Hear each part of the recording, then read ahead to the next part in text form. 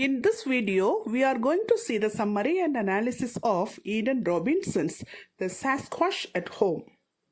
Eden Robinson is a Canadian author who is living in British Columbia at present.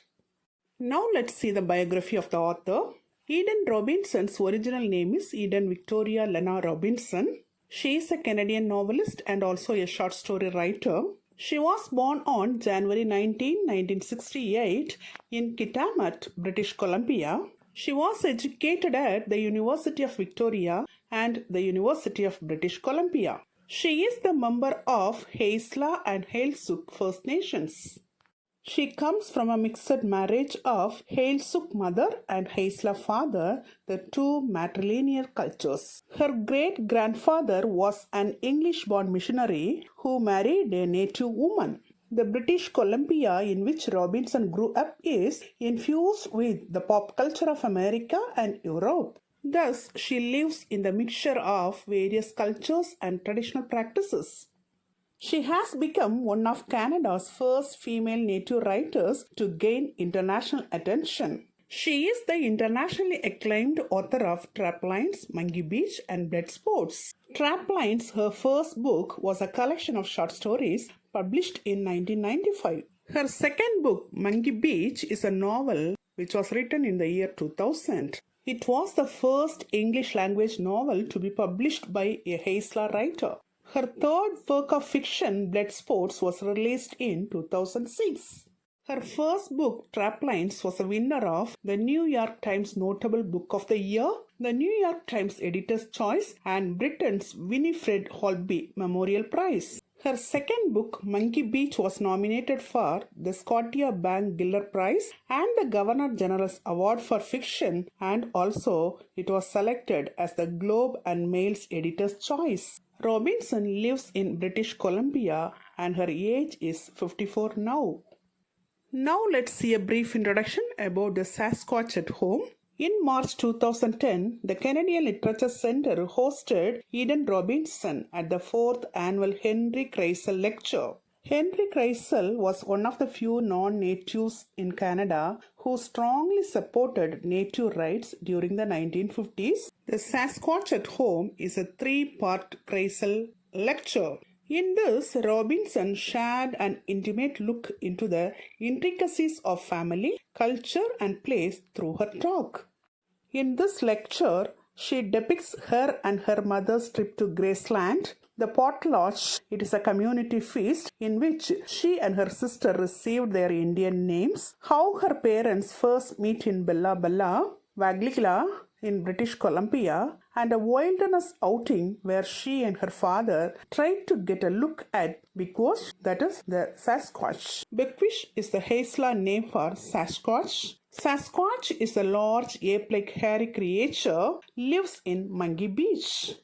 Now let's see the picture of Sasquatch. It is otherwise known as Bigwish, Bigwish, and Bigfoot. The 3 lectures of Eden Robinson were collected and published as a book called The Sasquatch at Home, which contains 3 parts. It combines the contemporary with the traditional. The text begins with Robinson's introduction of herself, her parents, her lineage, and her Beaver clan Haisla name. She also explains the Indian names of her sister and her mother and tells of taking her mother to Graceland. Then she explained how she learned traditional teachings. Moreover, she says about Ulichan or Ulachan, a small local fish, and also Zuli, a powerful herb. In between, Robinson describes her process of learning traditional knowledge. She explains she is better at book learning than at learning by doing. Then she shares her experience as a reporter in a Haisla rediscovery camp. In that camp, the teen boys fish and gather and learn the histories of the people of that area. She was inspired by the young campus involvement in cultural sharing. She had a chance to move around with elders and eager to pass on their knowledge. These experiences of her, like the Sasquatches, created a home to write. The book The Sasquatch at Home contains 3 parts. The first part is introduced with citations from two anthropologists from the 1930s. Ronald Olson was an American. He reports that they say the Hayhairs and Helchits don't know how to marry because they originated from a girl who married a dog. The next one is Ivan Lopatin. He was a Russian. He comments upon how surprised he was to learn that the Haisla do so much business with Eastern Canadian department stores through the mail. Moreover, in this part, Robinson tells how she spent her award money by flying with her mother to Graceland. They visited Graceland to the home of Elvis Presley, an American singer. Her mother says to her that visiting Graceland without Elvin's fan is like Christmas without kids. It will spoil our sense of wonder. Her mother says to her that this house and its walls, everything had a story, a history. In each story was everything she valued and loved and wanted her to remember and carry with her. This is called Nusa. It is a traditional way of teaching through storytelling. Applying the traditional concept to a contemporary adventure shows that both culture and cultural transmission are alive and well.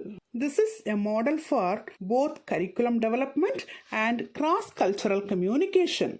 It identifies the underlying values. The why and the how of teaching and learning help us see how everything is connected. Now let's see the second part of the book. The part 2 cites Haisla elders speaking of Nuyum protocol. Nuyum in Haisla history is a way of life and laws. The Haisla elders cautioned that some things cannot be shared and also that what is not recorded will be lost. Unhappy past experience and unfortunate future prediction. In this section, Robinson speaks about the Olichan fishing, processing the grease, and trading the precious commodity. She points out that the cost of fishing now makes shopping at the mall more economical and that pollution has almost destroyed the fishery. She says that if the Olichans don't return to our rivers, we lose more than a species. We lose a connection with our history, a thread of tradition that ties us to this particular piece of the earth, that ties our ancestors to our children. Now let's see the third part of the text. The part 3 cites botanical references to traditional medicinal plants and again early ethnographic references to the Haisla people's wild man of the woods, that is Bigwigs or Bigwis, known as Sasquatch in farther south and Bigfoot across the line. Her stories reveal her challenges in writing Monkey Beach. Then she says about how Haisla copyright and storytelling protocol dictated what she could write or what she could include. She says that certain clan stories are owned by either individuals or families and require permission and a feast in order to be published, and how feasts are very expensive to present. In this section, she says that she was not permitted to write about the rituals and dances that happen at the potlatch, the community feast or the gift-giving feast. Then she says about her experience with her father. She asked her father to take her to Monkey Beach for research, and on the journey he recounts stories he heard upon years before. He explains his understanding of Sasquatch to her. He says that they are people banished from the villages, living in exile, self-sufficient and seeking companionship, and that the reason they see no Sasquatch on their visit to the beach is probably because they must be at home writing. Now let's see the analysis of the book, The Sasquatch at Home. This book shows us the wonderful storytelling abilities of Robinson. Her lectures maintain the inherent qualities of good poetry and biography. This book becomes a unique gathering of quirky family vignettes. It looks at the politics of naming within the Haisla tradition. the ownership of stories, and the desire to preserve oral traditions through the acts of writing and telling stories. Robinson begins this book with a comic pilgrimage to Graceland, the Memphis home of Elvis Presley, the American singer. It is the only one place in the world where Robinson's mother has always wanted to visit. She realizes that how a place that means so much to her mother can evolve from a tourist trap into a place of reverence and wonder. Then she says about Noosa, it is described as the way traditional thinking and cultural protocols are passed through generations of Haisla people. It is a complex concept that Robinson masterfully explains against the strange backdrop of the Presley Manor.